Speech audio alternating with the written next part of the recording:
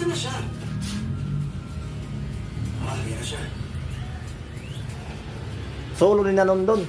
Sa kabila. Tingnan natin. Ang lakas mo.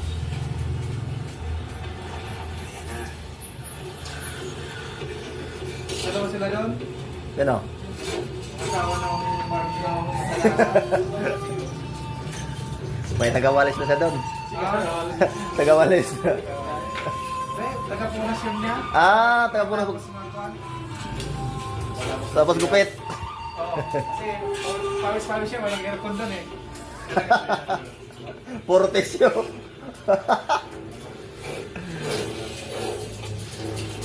Taga-punas ng pawis niya yun.